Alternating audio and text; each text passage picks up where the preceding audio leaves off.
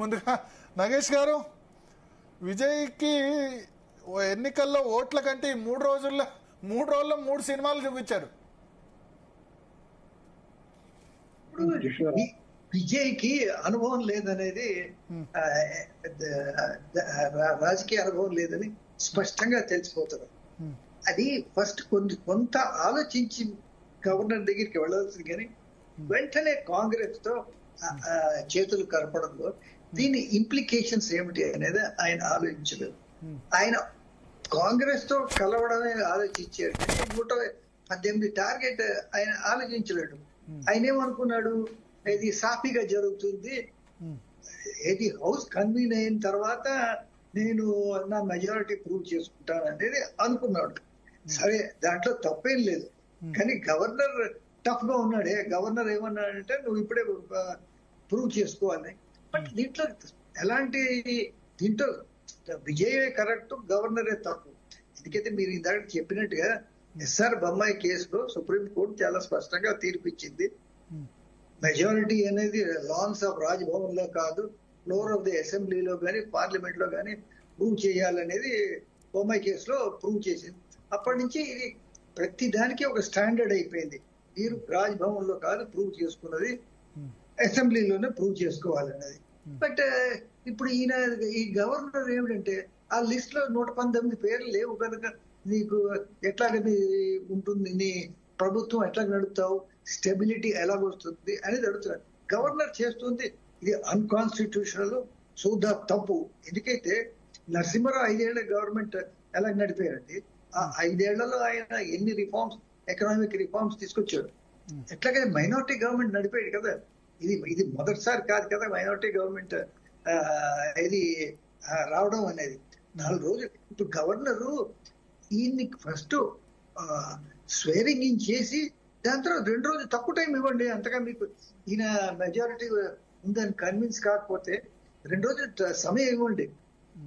Governor బాధ్యత ఏమిటంటే ఒక గవర్నమెంట్ ఫామ్ అయ్యి ప్రభుత్వం ముందుకు పోవాలి, కానీ అసలు నువ్వు వద్దు అనేది లార్జెస్ట్ సింగిల్ పార్టీని ఎట్లా కంటాడు ఆయన? లార్జెస్ట్ సింగిల్ పార్టీని సెలెక్ట్ చేయకపోతే ఎవరిని సెలెక్ట్ చేస్తాడు? సెకండ్ లార్జెస్ట్ పార్టీని సెలెక్ట్ చేస్తాడు, చేయలేడు. ఎందుకంటే లార్జెస్ట్ సింగిల్ పార్టీ కాంగ్రెస్ ఇద్దరు కలిపితే ఇది ఫినిషింగ్ మార్క్ కి జస్ట్ 6 సీట్లు దూరం ఉంది, 6 సీట్లు దూరం ఉన్నారు. మిగతా నెక్స్ట్ పార్టీ డిఎంకేకి 50-60 సీట్లు దూరంలో ఉంది, ఇది హాఫ్ వే మార్క్ కి. సో గవర్నర్ కి ఇంకో ప్రత్యామ్నాయం లేదు, పిలవలసిందే విజయ్ని. దాంట్లో ఈయన చేస్తుంది అన్కాన్స్టిట్యూషనల్. తమిళనాడులో ఇప్పుడు ఒక చూడండి, ఇప్పుడు సిచ్యువేషన్ పిలుస్తాడా లేదా, లేకపోతే మీకేమనిపిస్తుంది రేపు ఎల్లుండో పిలుస్తాడా? పిలవలసిందేనండి. అంటే ఇంక అది చెప్తాను నేను, ఇంక ప్రత్యామ్నాయం లేదు. ప్రెసిడెంట్స్ కూడా డిక్లేర్ చేస్తారండి ఈయన. ఏమన్నా డిఎంకే డిఎంకే ఇప్పుడు కాకపోయినా ఈ టర్మ్ లో కలిసే అవకాశం ఉందా? అంటే వాళ్ళు ఈ 108 మంది కొత్త ఎమ్మెల్యేలు కదా, కొత్తగా రాజకీయాలు కొత్త వాళ్ళు గెలిచారు. వీళ్ళని డిఎంకే డిఎంకే ఏమైనా క్యాప్చర్ చేసేస్తే ఇప్పుడు కాకుండా సంవత్సరం తర్వాత అయినా. ఇప్పుడు డిఎంకే డిఎంకే ఇద్దరు కలిస్తే వాళ్ళకి మెజారిటీ లేదు కదా. ఈ ఎమ్మెల్యేలు కొద్దిమంది కలుపుకొని భారతీయ జనతా పార్టీ శాఖ ఇప్పుడు కాంగ్రెస్ వదిలి వెళ్ళింది కాబట్టి డిఎంకేకు బీజేపీ కలవడానికి ఇబ్బంది ఏమి ఉండదు కదా. అప్పుడు పన్నీర్ సెల్వం, పళనిస్వామి ఇద్దరిని కలిపింది మీరు గుర్తు పెట్టుకోవాలి. భారతీయ జనతా పార్టీ గుర్తుందా? జయలలిత చనిపోయిన తర్వాత ఇద్దరిని కలిపించింది. వాళ్ళిద్దరూ జయలలిత శిష్యులే, కానీ నేను అనుకోవడం డిఎంకే బీజేపీతో కలుస్తుంది అనేది అనుకోను. ఎందుకంటే కలిసిన అంటే 98 to 2004 they are alliance partners. They are alliance partners రైటే. ఇప్పుడు ఏమిటి, వాళ్ళు హిందీ భాషను తీవ్రంగా వ్యతిరేకిస్తున్నారు, హిందుత్వని. అది మొదటి నుంచి ఉంది, హిందీ భాషను వ్యతిరేకించి. బట్ ఏంటంటే ఓపెన్లీ ఉదయనిధి స్టాలిన్ మాట్లాడుతున్న భాష వింటున్నారా? సనాతన ధర్మం ఒక క్యాన్సర్ అంటున్నాడు. సో అది నేను అనుకోవడం ఇంత ఇచ్చేసాక ఒక బీజేపీతో కోalition గవర్నమెంట్ ఇప్పుడు విమర్శించే వాళ్ళు మహబూబా ముఫ్తీతో కూడా పొత్తు పెట్టుకుంది భారతీయ జనతా పార్టీ. ఏమన్నారు అది కరెక్టే, కానీ ఇప్పుడు నేను అనుకోవడం తమిళనాడులో డిఎంకే ఏడిఎంకే బీజేపీని పక్కన పెట్టండి, వాళ్ళిద్దరు ఫినిష్ అయిపోతారు. ఎందుకంటే ఇన్ని రోజులు వాళ్ళకి ఒకరికొకరు వాళ్ళు పోటీ పడి ఇప్పుడు సడన్ గా వాళ్ళకి ఏంటంటే గవర్నమెంట్ ఫార్మేషన్ కోసం వాళ్ళిద్దరు కలిసిపోతే 2 పార్టీలు వాళ్ళకి ఫ్యూచర్ ఉండదు వాళ్ళకి. ఓకే. ఇప్పుడు కాంగ్రెస్ మీకేమనిపిస్తుంది విజయ్ సర్వైవ్ కాగలడా ఈ పాలిటిక్స్? తప్పకుండానండి. ఎందుకంటే అన్ని చోట్ల రెడ్ కార్పెట్ ఎలక్షన్ క్యాంపెయిన్ కూడా ఆయన పెద్దగా డీప్ గా వెళ్ళేం చేయలేదు, ఎక్కువ పబ్లిక్ అపియరెన్సెస్ ఏమి ఇవ్వలేదు. అంటే సర్వైవ్ కావాల్సిందేనండి. ఎందుకైతే మిగతా పార్టీలు ఎవరు ఈయన వద్దానంటలేదు కదా, ఎవరు ఎన్నికలు ఫస్టే కాంగ్రెస్ సపోర్ట్ కోరడం తోటి బీజేపీ ఇట్లా ఆబ్జెక్ట్ చేస్తుంది అన్నది ఇప్పుడు ఆయనకు తెలిసి వచ్చింది. కానీ మొదలు సిపిఐఓ, సిపిఎంఓ, విసికే, పిఎంకే ఇటువంటి పార్టీలను అడిగితే వేరే విధంగా ఉండేది.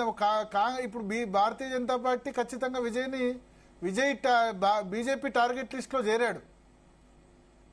అవును, ఈయన హోంవర్క్ చేసుకోలేదండి. మిగతా పార్టీలు వస్తాయా లేదా అనేది ఆయన సింపుల్ థింగ్ తెలియలేదు. ఇప్పుడు కాంగ్రెస్ ఏమంది, అన్కండిషనల్ సపోర్ట్ కాదు, కండిషనల్ సపోర్ట్ కాంగ్రెస్ ఇస్తుంది. నువ్వు బీజేపీని ఎట్టి పరిస్థితుల్లో తీసుకోకూడదు అని చెప్పేసింది. అయితే హోంవర్క్ ఎక్కడ తప్పాడు? ఫస్ట్ డిఎంకేలో ఉన్న మిత్రపక్షాలతో మాట్లాడలేదు, ఇది బీసీకేను లెఫ్ట్ పార్టీకి. దాని తర్వాత ఏడిఎంకేలో కూడా కొన్ని చిన్న చిత్తగా పార్టీలు ఉన్నారు కదా, ఇది అమ్మ పార్టీ ఏదో, ఇలాంటి పార్టీలు 4-5 అందరికి ఒక్కొక్క సీట్ ఉంది. వీళ్ళందరితో మాట్లాడుకుని గవర్నర్ దగ్గరికి వెళ్ళవలసింది. కానీ ఏమీ లేకుండా గవర్నర్కి 112 సీట్లు చూపించి నాకు రేపా చీఫ్ మినిస్టర్ చేసి అని ఎంత తొందరపడ్డాడో చూడండి. మీరు డీజీపీ గవర్నర్ మందలించడమే కాదు, అక్కడ మొత్తం ఆ నెహ్రూ స్టేడియంలోనే ఏదో చెన్నైలో మొత్తం కుర్చీలు, టేబుళ్లు అంతా, మైకు గీకు అంతా పెట్టేసుకున్నారు. గవర్నర్ ఒప్పుకోకుండా ఎంత సిగ్గు చేయటండి. గవర్నర్ కదా పర్మిషన్ ఇవ్వాల్సింది దానికి. ఓకే, చాలా తొందరపడిపోయాడు. పాపారావు గారు.